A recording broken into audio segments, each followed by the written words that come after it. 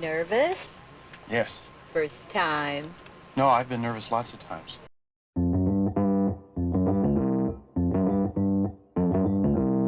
Live from Joe's mom's basement, it's the Stacking Benjamin Show.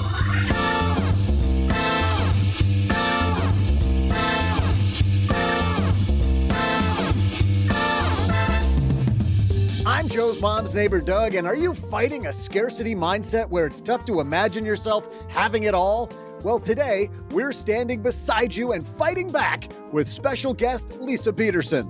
Plus, in our headline, volatility in the stock market? Don't worry, because one company is going to join the parade of selling you alternative investments. Oh, man, I can't wait to see what OG thinks about this. We'll all hear together, I'm sure. Plus, we'll also hear today's trivia question from yours truly, and we'll share a TikTok minute that I'm sure will be a hit with all of your friends. And now, two guys who, when you say diversify, they say, how much, sir? It's Joe and OG.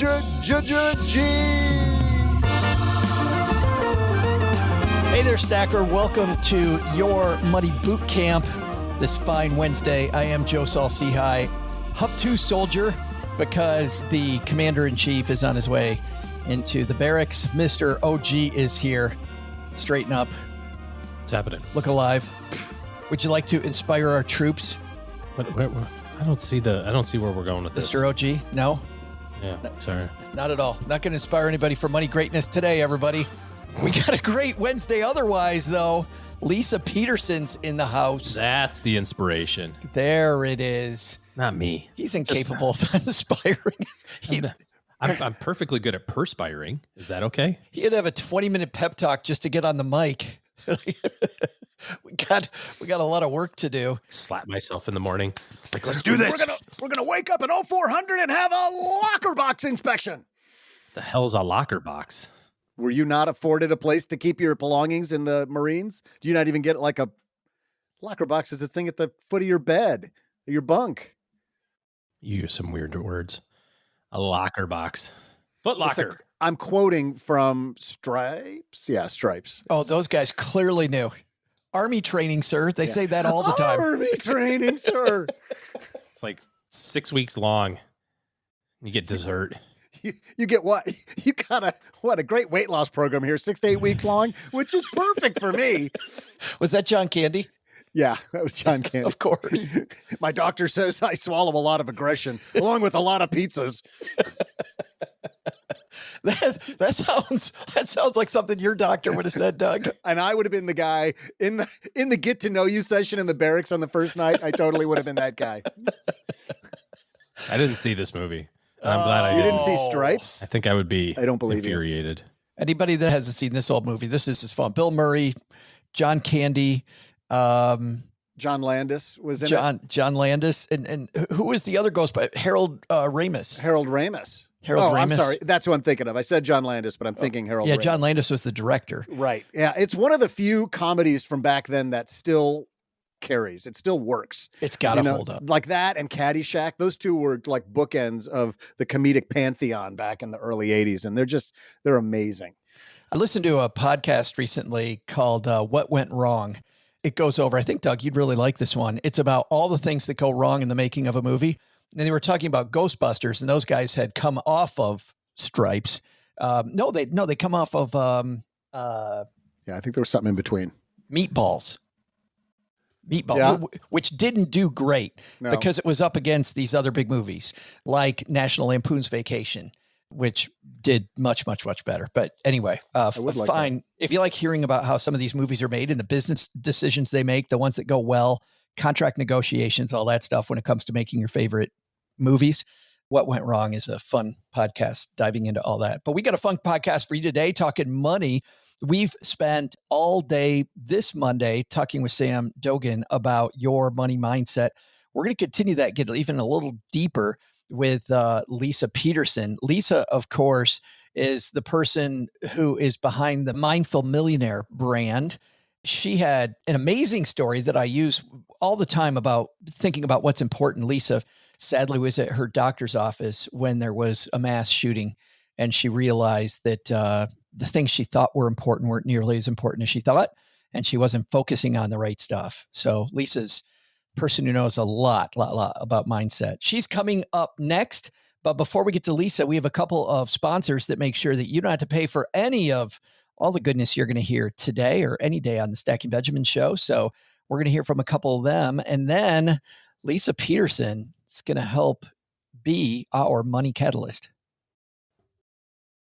Hey, Stackers, great news that we received after we recorded these shows. You may have heard this last week, but if you missed our greatest hits week, we are coming to Boston area Stackers. I will be there on Tuesday, May 20th at Idle Hands Brewing in Malden. That's Idle Hands Brewing in Malden. The place to sign up is stackingbenjamins.com/meetup. Go make sure we know that you're coming. We're going to have some appetizers. We're going to have some drinks. It's going to be a good time with either a foamy beverage or just the beverage of your choice. Non-foamy is perfectly acceptable as well. But you know what? Hanging out with you is something that is so fun. We had a great time last time I was in the Boston area. Idle Hands Craft Ales in Malden, Tuesday, May 20th. Boston area Stackers, stackingbenjamins.com/meetup to tell us you're coming.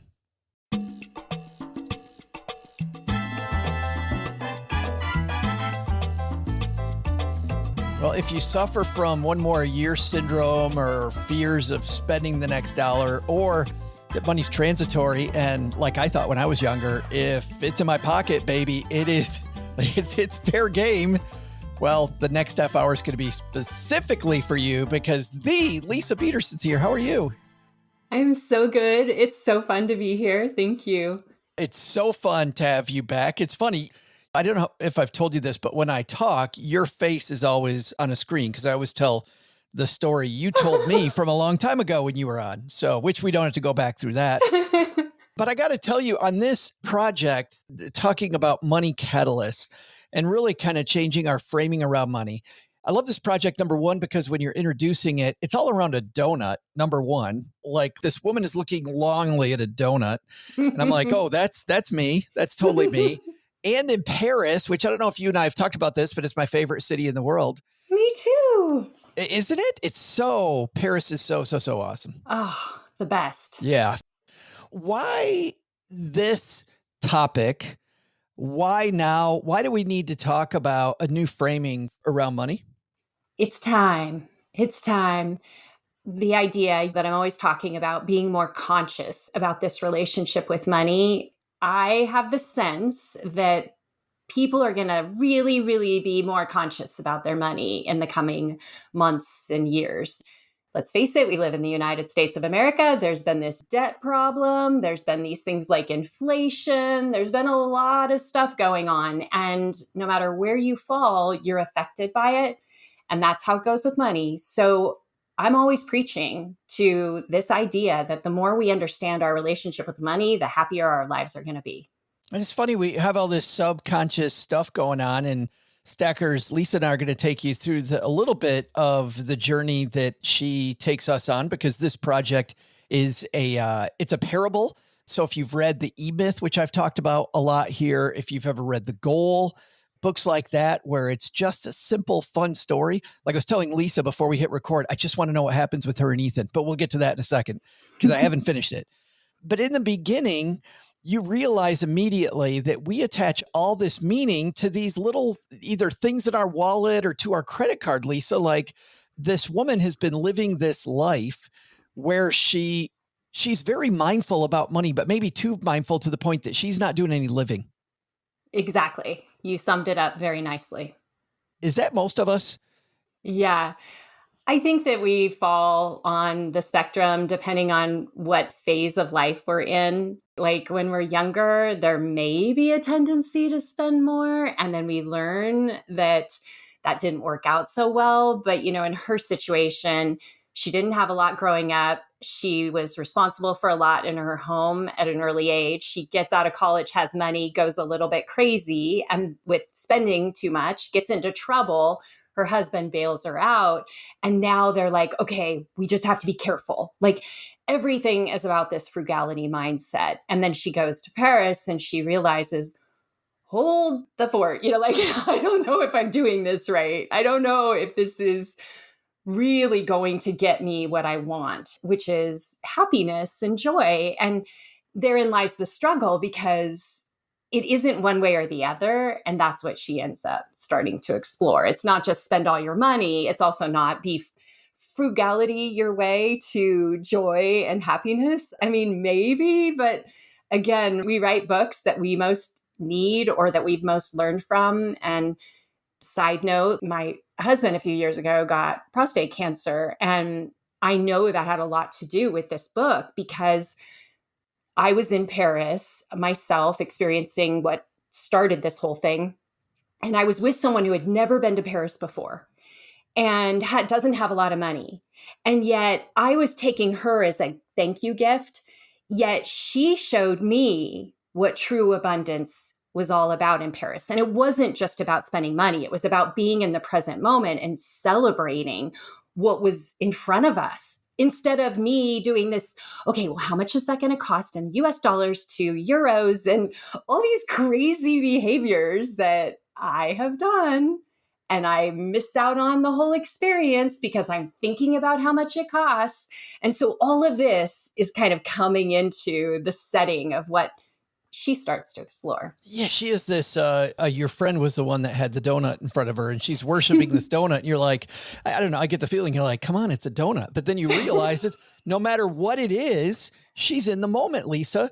She's present all the way through Paris, instead of, to your point, just clicking off the next box and go, well, now it's time to go to the Louvre. It's time to go to the next thing. Yes, she is seizing the moment, and every single thing we do is the most magical experience I've ever had. And I've been to Paris many times, and I was shocked. It was so shocking. I didn't even understand what was happening because I was just kind of holding on. I feel like you're seeing it through new eyes. Yep. And how money plays into our experiences of whether we're in the present moment or we're not. You know, I get the feeling that what you're telling us early on is maybe we're even just coming at this from the wrong way. Like, am I frugal? Am I somebody that YOLOs? I get the feeling that you're saying that deciding that really isn't where we need to start. Am I right with that? Yes, you are. Questioning these assumptions that we just take for granted are right and that are taking good care of us. What if we don't have it as figured out as we think we do? Like that is really what's going on. And what's so interesting is a little backstory is I was asked to write a book, the most basic book possible, a nonfiction book about abundance by my publisher. And I started writing it, and it just felt like everything had already been said before. I was bored to no end, and I didn't think I could do it the way that they wanted me to do it. And what kept coming to me was a year before this experience of being in Paris with Jenny. And I was like, well, I'm just going to write that as a short story, not necessarily about us, but two women in Paris together.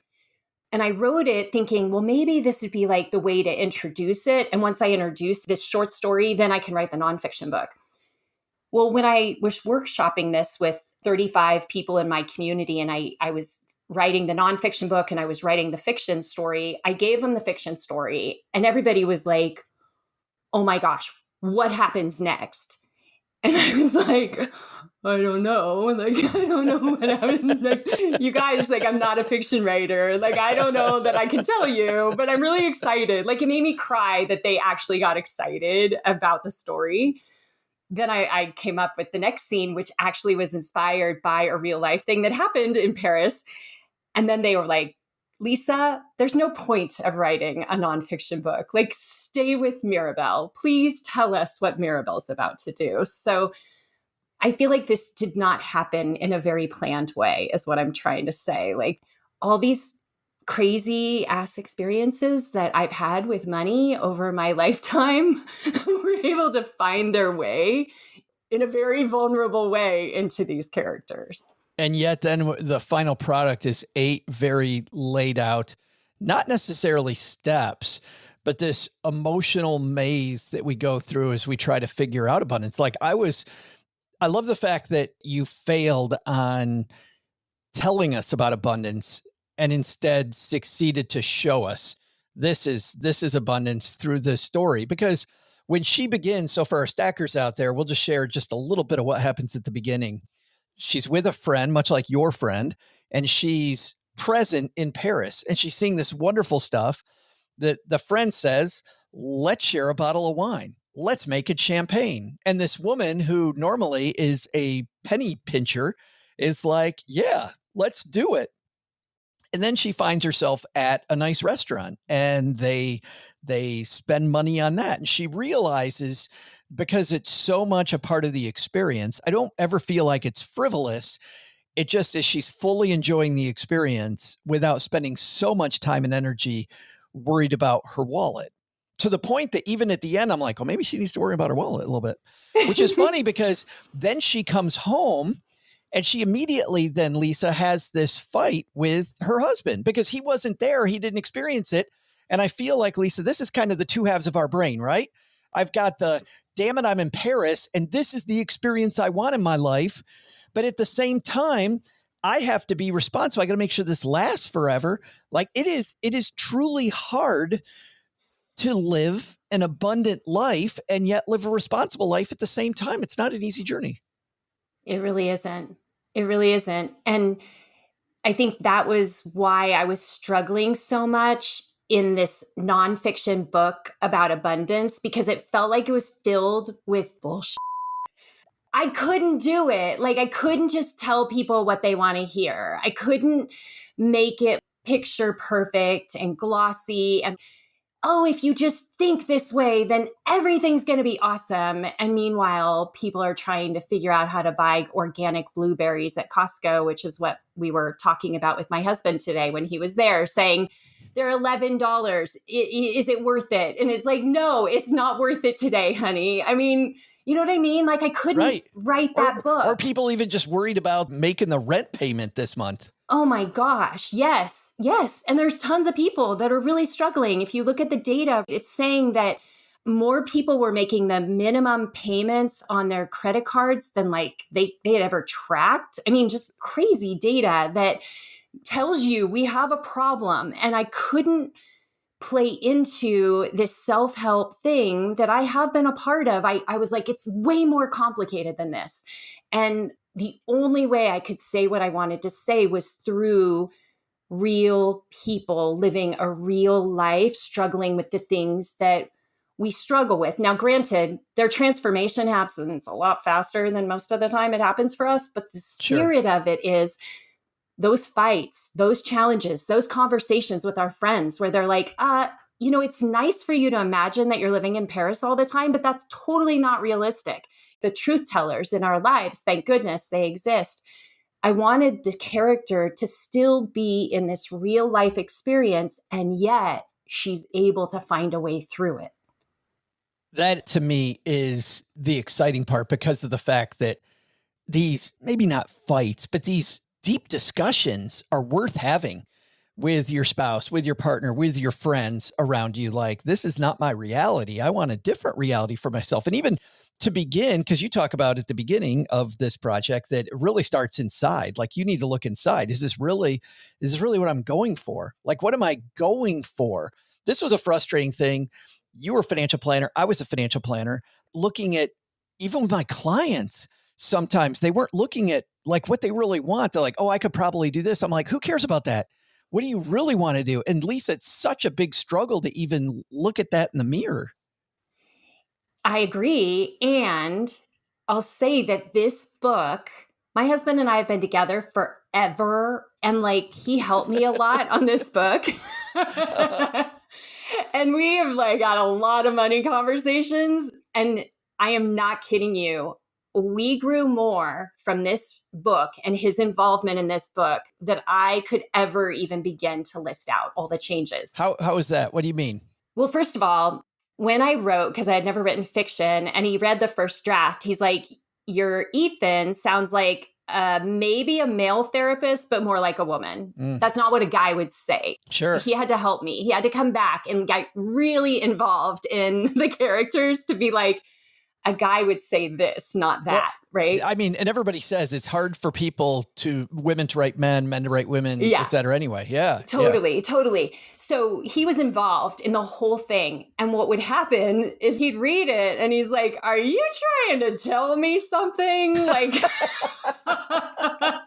he thinks you're using the character to talk to him. Yes, 100%. I'm like, honey. Did you say everything doesn't have to be about you? Yeah. I mean, he's like, he has this thing, I think, because I've been growing so much as a human for the whole time we've been together. And I think he goes through these periods where he's like, oh my gosh, she's growing again. And that means I'm going to have to grow again. So this book was like an opportunity because I was exploring things that were deep inside of my relationship with money and my challenges in my relationship. And I was bringing them in because I was like, we are not the only ones dealing with this stuff. But what's amazing is by writing about it and reading it, we started having conversations about patterns that we have that weren't healthy for us, even after being together for so long. Oh, that's fabulous. What are you struggling with? What was I struggling with? Yeah, you said patterns and things that you've been struggling with. Yeah. What are you struggling with? You know, we have achieved a really good position with money, and yet we still struggle with where is it reasonable to spend it and where is it not. Mm-hmm. It's not ever probably going to be easy for us because I know that we were able to build wealth through frugality, but we're at a phase in life where between him getting cancer and us kind of backing away from work being the primary way that we earn, I'd say actively working for others. We are more focused on like passive income sources. We have more freedom than we've ever had before, but nobody taught us how to use that freedom and use it in a way that brings us great joy. And so even the story of Ethan, originally I thought this book was going to be mostly for women. But what Tim has shown me is that and the men who have read this book have come back to me on is they see themselves in the places where they're holding back, where they really aren't asking that question you said earlier of like, do I really, really know what I want? Do I really, really know who I want to be hanging out with and why I want to be hanging out with them? Am I being incredibly purposeful in these areas? Even Leisa, for me, it was even smaller than that. When they upgrade the bottle of wine, I'm even thinking to myself, I'm like, is that worth it? To me, is it worth it? Do I go with the less expensive bottle of wine or is this the moment? I know I'm not the only person that's done this. I've got a couple bottles of wine in my fridge that are probably bad now because I've saved them for a special moment for so long. And every single moment, Leisa, it's not the moment. I'm like, no, this isn't the moment. It needs to be a really special moment. You know what's going to happen? By the time I actually get around to cracking open the bottle of wine, it's going to be junk. It's going to be gone. It's going to be bad because I'm going to wait too long. And so is this the moment? Is this what's really important to me? You know, should I be looking at the donut and appreciating it before I just gobble it? You know, like even those little things are important. Well, heck, let's take one here because I've got a couple things early on in the book that I think that a lot of us struggle with. One big moment comes when Maribel, your main character, asked Leela, who is the free spirit, who is really convinced her in Paris to have fun. Maribel asked Leela why she's tipping this street artist so much money. They go by this street artist. Leela leaves like this huge tip. And Maribel says, I don't get it. Isn't that a lot of money for something you can't even take with you? I'm not even going to get anything out of this. And then Leela says back, if we follow that logic, this trip is a waste of money. The memories won't last forever, but isn't experiencing beauty and feeling alive what truly makes us feel wealthy? That's what living an abundant life is all about. Yes. And are we paying attention to that? Are we totally equating money to stuff or money to the number, how high that number goes? That's the most important thing. There are plenty of people that do look at it that way without questioning the fact that money is literally there to make sure that we have a roof over our heads, a car to drive, food to eat. That's the most important thing about money, not the accumulation of money as the joy in and of itself. It's this reminder when I generously tip, because it meant a lot to me. And it was a big moment for me. And I realized that this person probably needs the money more than I do, frankly, as somebody that's done pretty well. I've also found that it always comes back to me. Like the spirit of giving, the more I give, the easier it is for me to manifest more money. I don't know why. I don't know how. But Leisa, it always seems to happen. You know what I mean? Where when I get really, really, really frugal and I don't do anything, I feel like the opportunities dry up. The universe just shuts down to me the same way I'm shutting down to everybody else. I totally feel that. And I've noticed it. It's so powerful to just notice where your scarce patterns show up, because they might not be as blatant as what you just described, where you're like, oh, I feel like I need to be more tight with my money. Like it might just be in certain places, like Sure. at the restaurant when you're tipping.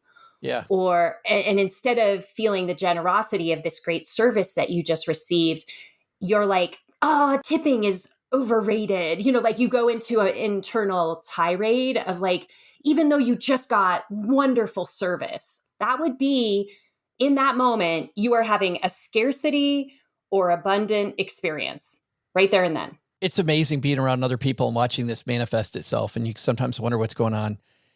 People also feel this way when it comes to work.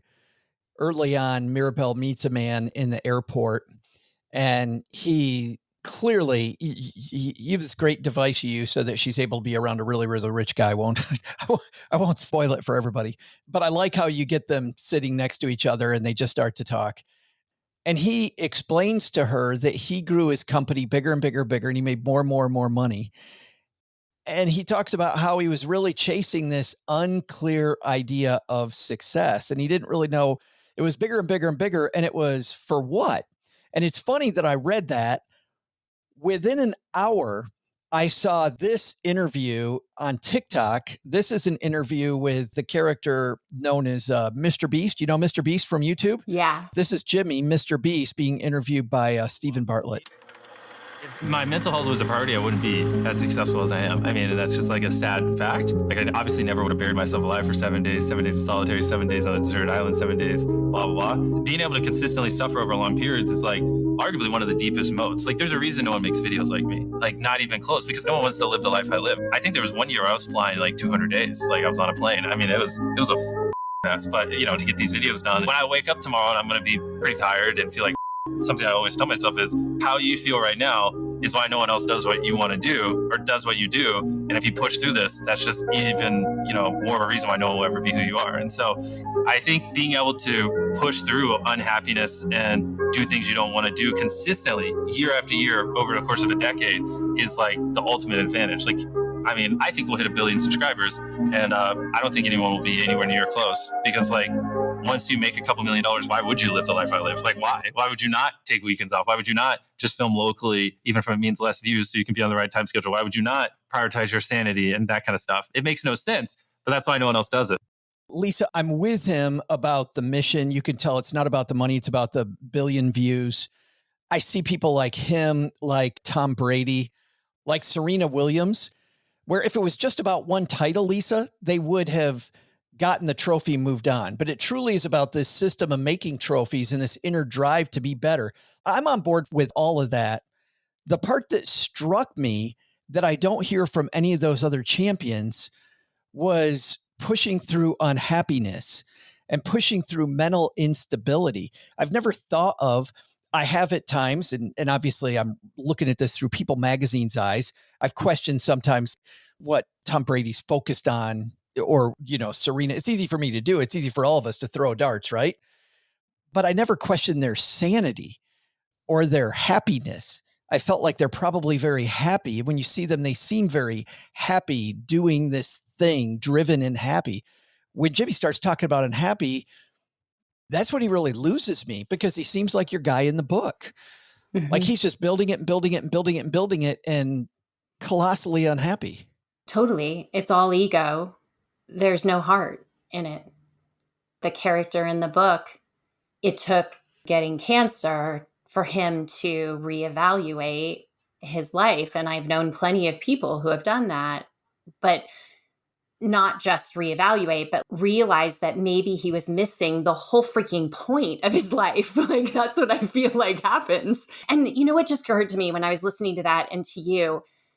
Most of the time we'll see successful people and we'll see them like doing the Tom Brady, or right now it's Nicole Kidman. I'm like, how many movies can you be in? Like, you're in every single thing. I don't know how she has a life. Everywhere you look. We see those stories of like one more. But what we don't see are those stories. And I do feel like this may apply to Serena, where she did fall in love and she did have a baby and her life radically changed. Okay. And she went to that life and she's totally embracing that life.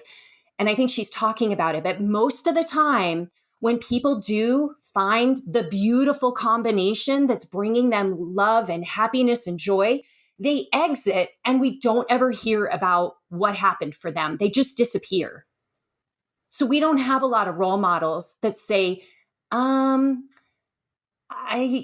maybe I didn't really understand this game of life. Even though it looked like I was winning, it's not true. I'm chasing the thing. And for what?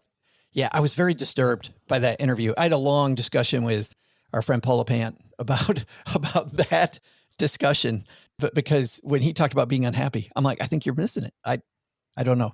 Again, easy for me to say because he's Mr. Beast with all his stuff going on, but I don't think choosing unhappiness is the way to go. Later on in the book, you begin marrying money habits into these catalysts. How do we begin? And obviously, in a 25-minute discussion, we're not going to solve all of our stackers' problems, Leisa. But how do we begin molding better money patterns into this abundant approach that you're talking about? What are our first moves? It was so hard, Joe. I've been working with people in money for like 30 years. I started with 20 for each of them. And I just kept drilling down like, okay, only 5, girlfriend, you can do it. And one of them I'll share came directly from my daughter in the past couple years, who is running a very successful content creation business. Okay, so these aren't the same that we've heard all along. I tried to bring things that were different. And the one learned by Zoe is when you want to make more money, you need to be very, very comfortable with the word no. What that means is that my daughter, in negotiating her deals, she strives to hear no, because until she hears no, she is not sure that she's actually pricing at the market for her services. I started applying that to everything. Like when you ask for a raise, like, are we all afraid of hearing no? Because we're never going to know the ceiling if we don't push it. And in any negotiation, are you stopping before you get to know because you want to keep it copacetic? Or could you actually push yourself and become very comfortable knowing that you've reached the end of the negotiation and now you have achieved something that you wouldn't have achieved without that one tip? What I love about that tip for me too is you kind of got to think to yourself, is this worth going until no? Which means I have to question, is this really important to me? Which is, to our earlier discussion, that's the important part of this. How important is this? Am I debating something that's actually important? Yeah. I don't know about you, but it's important to make sure that you're earning the value that you're creating in the world. Absolutely. The book is called The Money Catalyst, and it has been available for about 3 days, but you've got some extras if people go to a specific place, Leisa? moneycatalyst.book.com. There's a journal that goes along with it and meditations that guide you through. And my latest edition, a song list that takes you through the whole book, which is a super cool. list. Yes. Isn't that fun? Like a Spotify playlist? Yes. That's so awesome. Excited. That is awesome. I'm a guy that listens to music nonstop, so that just made the whole thing. This was a very good book. It's now a great book. Leisa, thank you so much for helping our stackers really get their mind in the right place and think about abundance and what we really want. I truly appreciate the time and your energy around this topic. Thank you for having me. Thank you. Hey there, stackers. I'm Joe's mom's neighbor, Doug, and here's a money catalyst situation gone wrong. It was on today's date in history, way back in 1856, that a shipload of camels were first brought to the USA for commercial purposes. It was Congress who had appropriated $30,000 for the camel acquisition to be used in experiments to determine whether they'd work for the military. 33 camels began the voyage from Turkey, but 34 arrived. Incredibly, one had died along the way, but 2 were born and survived the trip. They were sent to Texas. You could still go see Camp Verde where they were stationed, which leads to an important question. Under hot conditions like a Texas summer, how long can camels go without water? Is it a whopping 5 days, an incredible 2 weeks, or there's no way they can do it, half a month? I'll be back with the answer to that question once I start finding out how long OG can go without Woodford. I believe it's about a week, but I want to find out scientifically.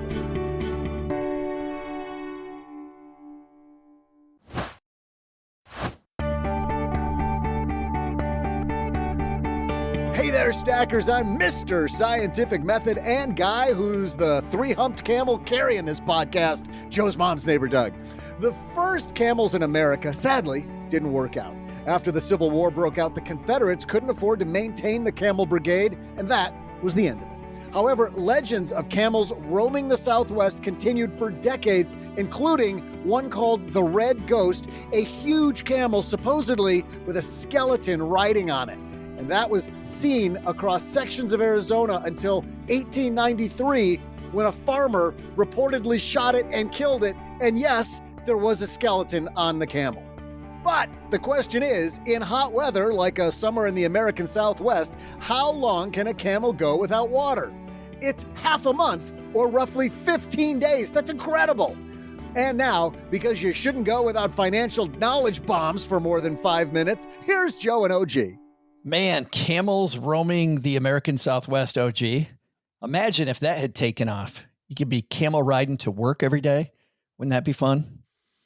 I mean, it'd be something. I don't know. Fun would be the word I'd use. Have you ever ridden a camel? Briefly when we went to Egypt. Scoreboard. Rode a camel right by the Great Pyramid. Scoreboard. Is that like, sit on it, we'll take your picture, and I get off, tourist? Oh, dude, it was not fun at all because the Bedouins that ran the thing, they had already been paid and tipped, and they spent the entire time begging me for another tip. Oh, man. And when I finally gave the dude, I told him 15 times. Buy low, sell high. I told him 15 times. I kept saying, dude, I know you were already tipped. And he goes, no, brother, you got your information wrong. I'm like, no, my tour guide said that you were already tipped. No, you got your information wrong. And then I see my buddy Malcolm, who's on the next camel over, giving a tip. And they say something back and forth. So I'm like, Malcolm, damn it. So then I give him $1.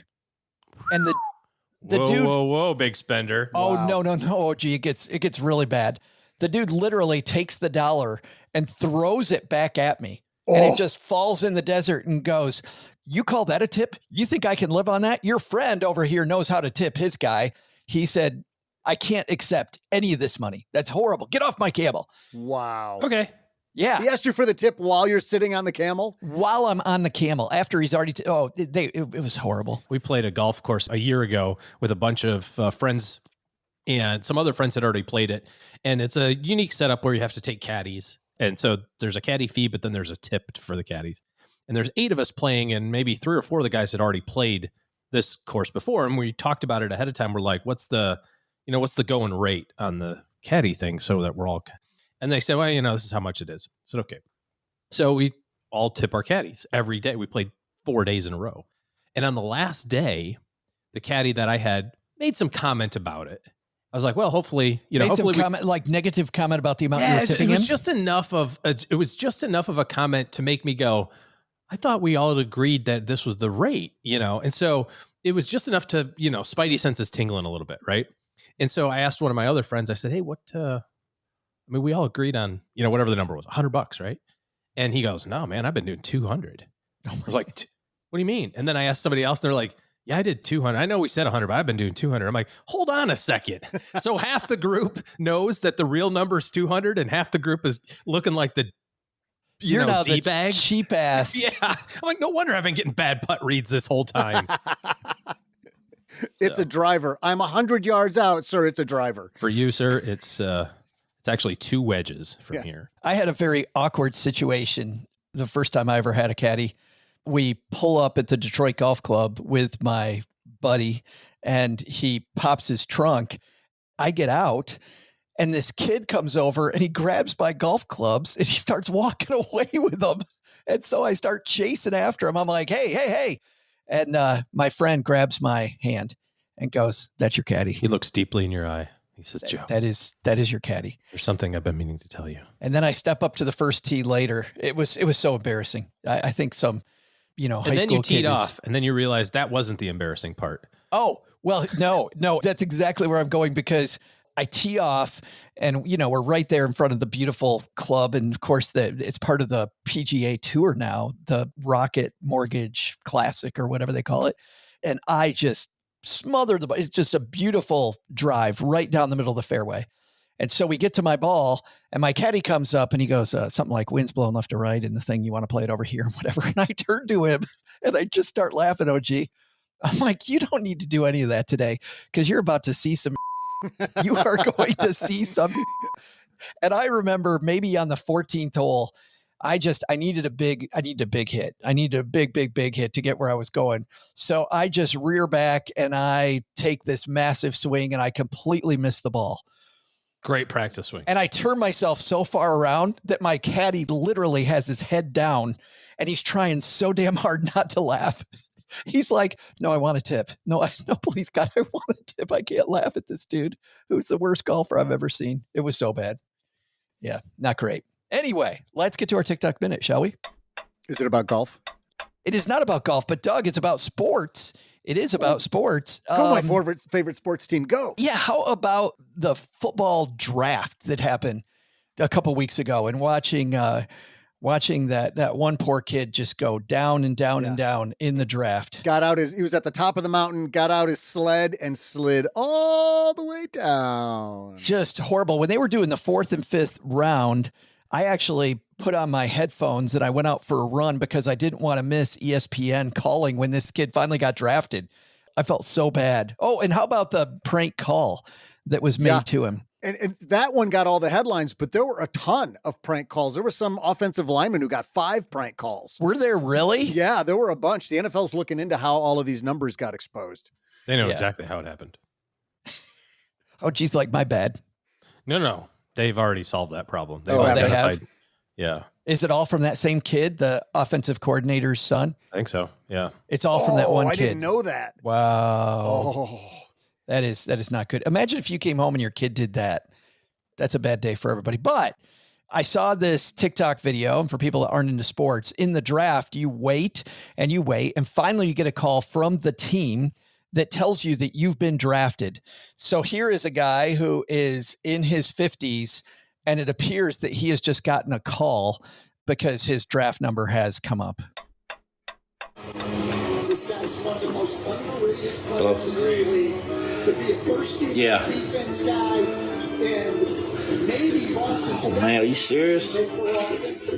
Oh, I'm excited. I'm pumped. I can't wait, Coach. I can't wait.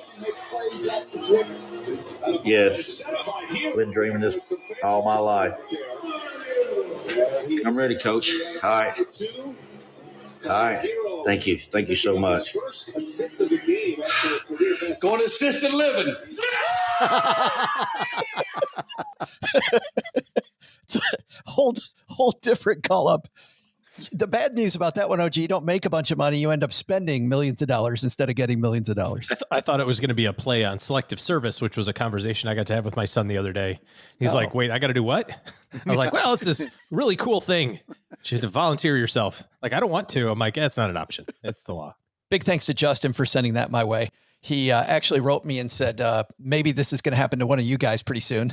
And I wanted to send him back just a big old finger. Yeah, a single finger. Yeah. A tall boy salute. Absolutely. Not the $1 million opportunity I was looking forward to. All right. Time for today's headline. Hello, darlings. And now it's time for your favorite part of the show, our Stacking Benjamin's headlines. Our headline today comes to us from Investment News. This is some good news, OG, with the markets fluctuating as they always do, but people, of course, in the media really talking about it the last several weeks and all the tariff concerns that people have. Bruce Kelly writes a piece that I think is going to save everybody's bacon. He says, add Edward Jones, the closely held private partnership with more than 20,000 financial advisors and $2.2 trillion in client assets to the roll call of firms expanding or revamping its list of, drumroll, investments outside of the stock market, higher risk alternative investments that their financial advisors can sell to you and me. Firms are doing this, said Kevin Gannon, chair and CEO of Robert A. Stranger and Company. There's a big pull to alternative investments right now because of volatility in the stock market. So the answer, OG, that your Edward Jones person is going to tell you is, you know what, Mr. Client, Miss Client, you shouldn't be in the stock market at all. I got a better thing for you than the stock market here. What are we talking about with these alternative investments, do you think? Well, in a word, I guess, stupidity. Is that 100%, 1,000% stupidity? Well, this stuff pops up from time to time, right? Especially when the market goes down, people who aren't comfortable with that recognize that volatility works both ways. For some reason, people seem to think that plus 20 is a really great thing, but minus 20 isn't the same thing. And, you know, at the end of the day, if the average return is 10 and you get 20, that's volatility. That's the fun part of volatility. That's the good side. It's just, we don't like the not so fun side of volatility. But guess how you pay for it. So when we get this downside fluctuation, when there's, so a lot of the stuff, financial products come out that are, or at least they come out of the woodwork, that are meant to, prey on the fear of people who are not as educated about it as they maybe could be. And so they'll say things like, get all of the upside with none of the downside, or you need non-correlated investments that stay the course when the markets plummet. And they use big words like that. The reality is that if you believe, and I think the vast majority of people will subscribe to this theory, that markets are terribly efficient, not inefficient. They're very efficient.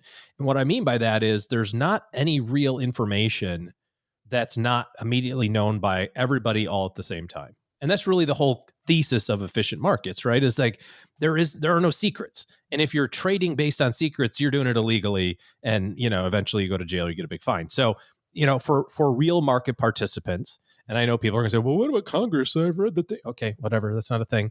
Those aren't real people. I'm talking about us real people in the real world. About average people. I'm just saying, like, you and I both get to know the earnings report of Coca-Cola at the same time. There's no, your computer is slightly faster than mine. Maybe you can read faster than I can, so you can get through the 200 pages faster than I can. But the information is there, and it's available for consumption all at the same time to everyone at the same time. So all of the information is known. Therefore, people are educated in the price structure of stocks. So you sell it and I buy it. We agree on that price. You're comfortable with the selling it at that price. I'm comfortable with buying it at that price. That makes it an efficient market. It's just no different than going to the grocery store and knowing that avocados are 50 cents a piece or $1 a piece or whatever they are. If one store is selling it for $6 a piece, they're not going to sell any avocados, because pretty soon the store manager is going to go, there's something going on with our avocado. Well, how come nobody's buying it? And he'll find out, well, somebody else is selling it for $1. And then, or the guy at $1 will go, well, hold on a second. Those guys over there are selling for $6. Why are we only selling for $1? Let's charge $3, and it works out, and it works out very quickly. So when you introduce an investment product or an investment solution that supposedly has some sort of secret sauce, it just flies in the face of the overall overarching thesis of efficient markets. There is not a thing that exists that provides you with, X return, but Y volatility. You can't have bank security, guaranteed availability of your money tomorrow by the FDIC insurance, and small cap value returns of 13% a year. That doesn't exist in real life. And if somebody is trying to spin that to you, they're full of crap, or there's something else associated with it. A high cost, illiquidity. There's something that you don't know because there's no way that that product can exist in the real world. Otherwise, everybody would do it. You know what I mean? Like, it's kind of like when somebody says, well, such and such a person always picks really good stocks. Well, if there was a person out there who could always pick the stock market in advance, that person would manage all of the money for all the people, right? Always. But there would be no other people who were doing it. And then guess what? There would be no market. And then, right. it would be over. So, so it's a good thing that we can't predict it. So when you hear things like this alternative investment is designed to give you upside protection with downside, well, it can't do that. You can't get market returns and bank-like security unless there's something else associated with it. I think the takeaway is every investment strategy has an Achilles heel. There is no investment strategy that does not have an Achilles heel. And if somebody sells you that they've got this perfect weapon that has no Achilles heel, you need to look harder because there is one. There's always going to be a time when an investment doesn't. Yeah, and I think a trusted pro, I think somebody who is doing what's in your best interest will volunteer that information. Look, if you're concerned about market volatility and you're like, I can't sleep at night.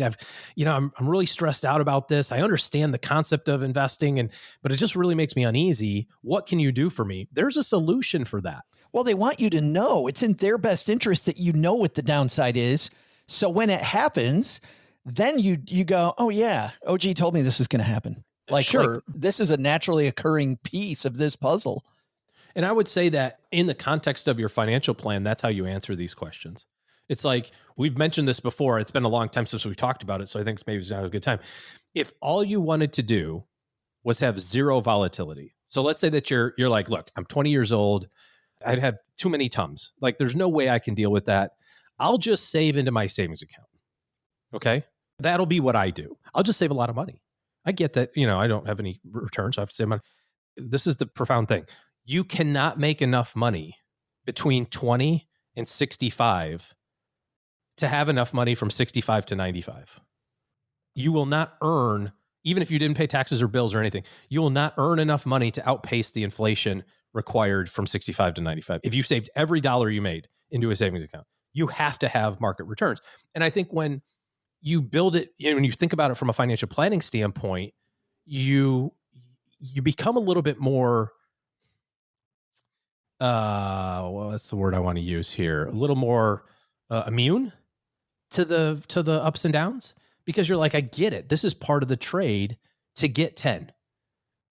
I got money that Alex's tuition is due in 4 months, that money's safe and secure. It's sitting in the savings account. I don't care about that. My retirement is in 15 years. That money's invested aggressively. I've got money for when my grandkids go to college. That's in 25 years from now.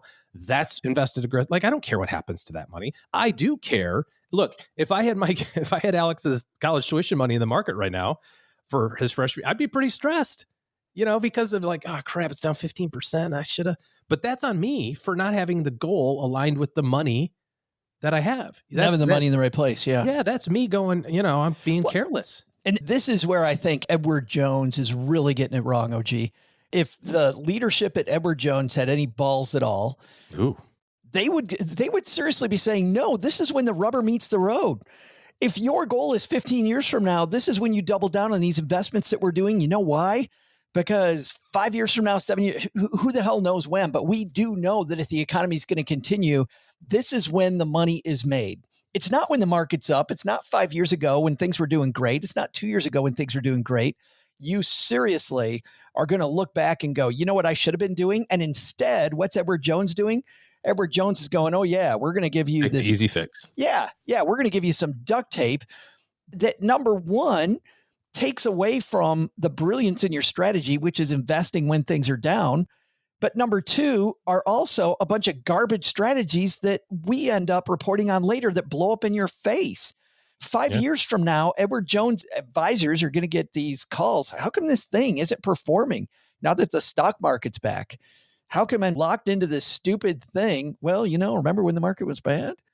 It seemed like a good idea at the time. The other thing is kind of interesting. I don't know what the market will be like when people listen to this show, but as we record it today, it's been about a month since the chaos started. It went down a whole bunch pretty violently. I was surprised to learn, because I don't track this every single day, but I mean, it's kind of like a big nothing burger right now, right? It was down 15, 18%. Now it's back down to like -3, -4.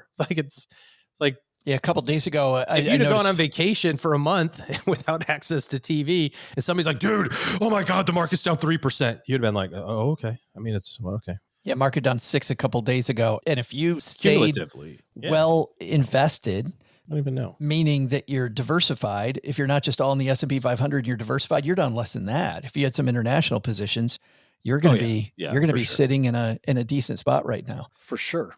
So sad to see Edward Jones make that move. And they're not the only ones. They're just the ones in this particular piece. And we'll link to it in our show notes at stackingbenjamins.com. This is the time, stackers, when shovel money away. Just do your thing. So in a mattress, just do your plan, follow your plan. Stick with the stock market. You cannot save into the mattress, like OG was saying earlier. The other thing too, some of this, by the way, OG, for some people, and you've seen this before, it's boredom. Like some people, they're like, boring is so not sexy. And then they get these sexy sales pitches about, these cool things that they do. And the risk premium on most of these investments just isn't there, because that's what the founder of the investment, the people making the packaging, that's what they're living on, is the risk premium by charging a bunch for the strategy. 1 year return ending April 29th of the S&P is 10.14. Plus 10. Yeah. Plus 10. Yeah, as of 10. today, Wow. as we record this. As of when we record. If you're bored, be like a normal person and buy a pair of golf shoes at 11 o'clock at night when you're scrolling and you don't start messing with your investments. I know. I think, you know what? There's got to be some alternative investment out there. Get a hobby, man. Right. Get into photography. You can spend your money real easily on lenses. Buy an airplane. Those are fun. Guess what investment I made? That'll burn through a lot of cash.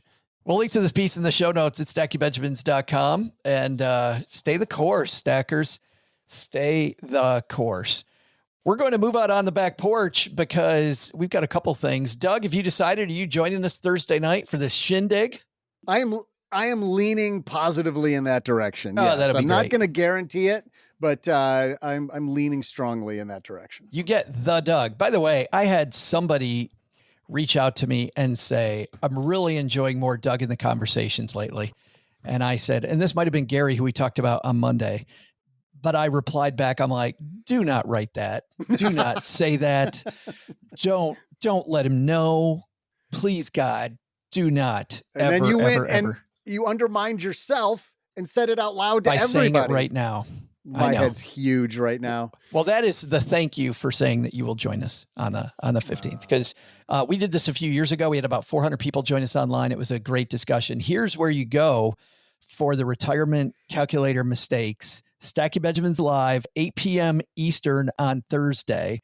This is, if you're listening to this later, you're like, which Thursday? This would be May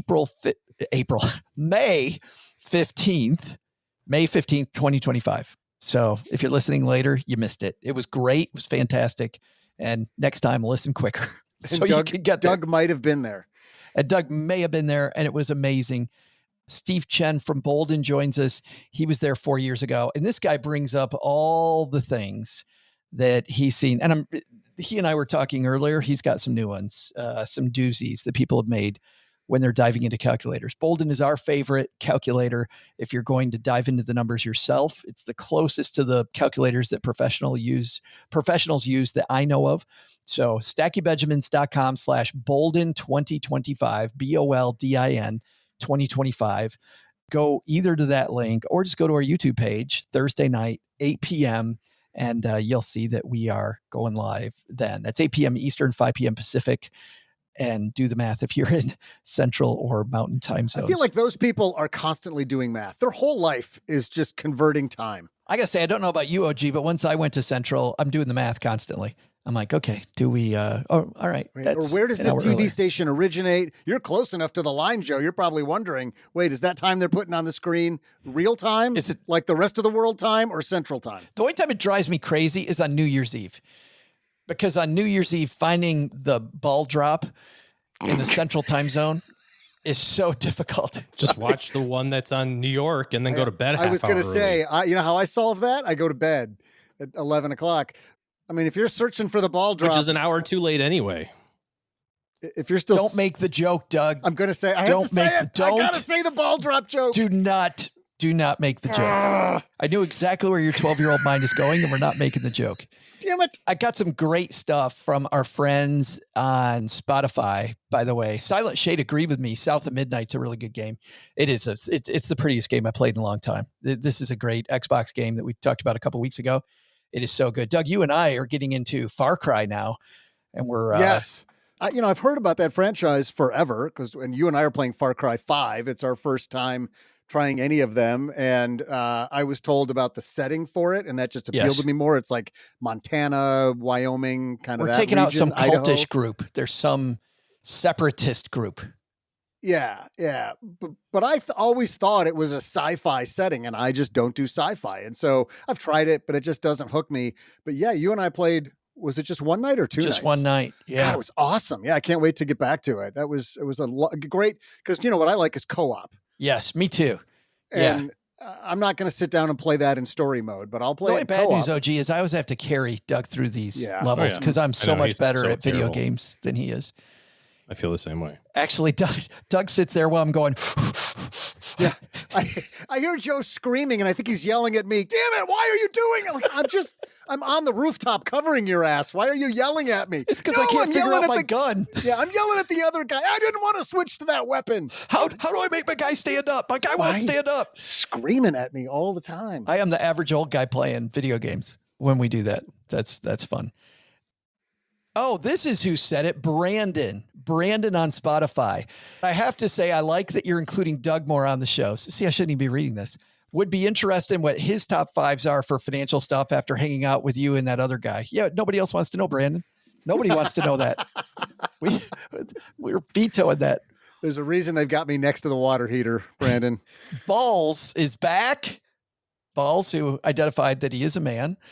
So he's aptly named. But Balls said, when Len Penzo was here for the Squirrels Gone Wild episode, talking about retirement resilience a couple weeks ago, just before the break, and going through these things that derail retirement, Balls says, to be honest, planning for a serious medical illness never crossed my mind in my early 30s right now. I think, OG, when you think about these ahead of time, I love the fact that Balls is in his early 30s and he's thinking about the things that could go wrong now, because then you start thinking, I think better about your financial plan, knowing well ahead of time. I feel like people concentrate on these things the day they retire. Oh, well, what could possibly go wrong? Well, it's not even the time after you retire that it's the issue. It's the time between 30 and retirement of a major illness or injury that really good point. That disability. Yeah. He says, thanks for the info and a great episode. Love listening to your episodes while I work through Excel spreadsheets. Len Penzo is awesome. He's also an engineer. So he and Len on the same wavelength. People will hear Len's going to be back, I think, in about 3 weeks, joining us for another ride along. Yes. Well, no, there are two parts to Len. He likes the engineering part. Doug loves Squirrels Gone Wild. Oh, can't get enough of it. That's where he's at. I pay for that. All right. Thanks a ton to everybody for hanging out with us. If there's somebody that needed to hear about alternative investments and why we think they're bad, or they need that money catalyst Leisa Peterson brought, please tell a friend and forward this to them. Get them on that same train that we're on, Stackers, on financial literacy and making sure that our community gets the same great help that you get by hanging out with us. So thanks a ton. And Doug, you've got it from here, man. What are our big takeaways from today's show? Well, Joe, first, take some advice from Leisa Peterson. To change your financial situation, first, you need to change your thinking. Creating money in your life means finding money catalysts to help you along the road. Second, alternative investments. My God, how bored are you? Seriously, go find a hobby or leave your investments alone. But the big lesson? Mom has absolutely no sense of humor. She didn't laugh at some of my best material. Check this out. What do you call a crying camel? A humpback whale. Wait for it. Here's another one.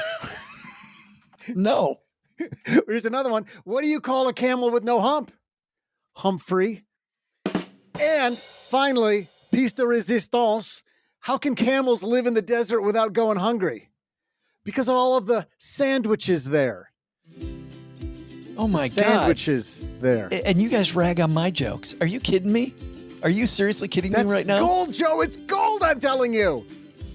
Thanks to Leisa Peterson for joining us today. You'll find her new book, The Money Catalyst, wherever books are sold. We'll also include links in our show notes at stackingbenjamins.com. This show is the property of SB Podcasts, LLC, copyright 2025, and is created by Joe Saul-Sehy. Joe gets help from a few of our neighborhood friends. You'll find out about our awesome team at stackingbenjamins.com, along with the show notes and how you can find us on YouTube and all the usual social media spots. Come say hello. Oh yeah, and before I go, not only should you not take advice from these nerds, don't take advice from people you don't know. This show is for entertainment purposes only. Before making any financial decisions, speak with a real financial advisor. I'm Joe's mom's neighbor, Doug, and we'll see you next time back here at the Stacking Benjamin Show.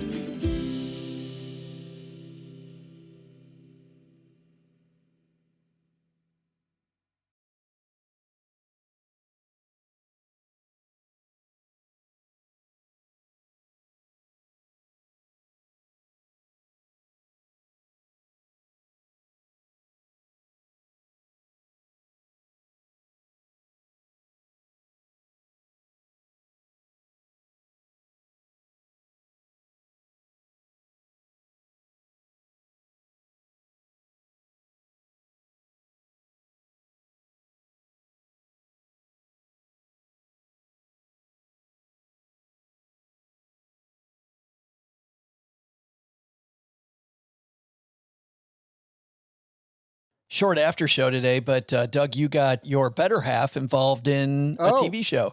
I did. Yeah. I've been telling people about, whenever we talk about favorite TV shows and stuff, I feel like I always have to bring up the same 2 or 3 that just really hit me and have stuck as far as great series, great TV shows, streaming, but you know what I'm talking about. You know, I always talk about The Americans. I always talk about Godless, and I frequently talk about Fargo. And I think it gets amazing reviews. The critics love it.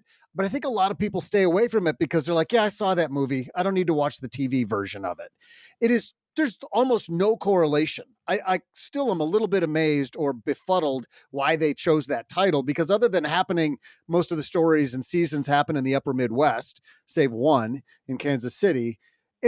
It's not Fargo at all. And so I couldn't get her interested in it. We were looking for something to watch. We'd finished the thing I'm like, let's try Fargo. And she just like immediately cut me off. No, not watching that. Yes, you are. Now I'm making you. And I know she liked I started her on season 5 because the seasons are so loosely connected. It kind of doesn't matter. There's a thin thread of connection between each of the seasons, but you don't need it to enjoy it. And I started her on season 5 because it's got some big name actors in it that you've seen before. John Hamm is in it. Jennifer Jason Leigh. Nobody knows how to say her name. She's an amazingly strong female character. Jennifer Jason's Leigh's character is, and so is Juno Temple. That's who we couldn't remember Juno her name. Temple, Keeley on Ted Lasso. Ted Lasso. She is amazing. Like the strongest female characters. I knew that my wife was going to like this, and she wouldn't admit it after the first episode she watched, but she's like, okay, let's watch another one. And then by the end of she's exactly like us. She does not want you to be right. Right. She absolutely does not. Whenever Doug recommends something to me, I'm like, yeah, it was okay. Just to mess with him. You know how I could tell she was into it? She put her phone down. Say you're in 2025 without saying you're in 2025. She limited herself to one screen while we were watching. But Juno Temple's a total badass. She does an amazing Minnesota accent, maybe arguably better than mine. Marginally. And then by the end of the second episode, she's all in. Now she just wants to binge it. It's so good. I would strongly recommend to people Fargo. Start with season 1. I thought you were saying Keeley wanted to binge the accents. By the second episode, she's into it. She's full on Minnesotan. Yeah, but there's some good action, great fight scenes in it, but it's just a great drama storyline as well. It's kind of intricate. There's something for everybody, something for the whole family. I'm loving Andor, the new season, just finally started that. And I love how gritty it is. it is for people that, you know, marginally like Star Wars. I would say it's a great place to start because less of the magic and the Jedi stuff and much more of just the underdogs trying to get the job done.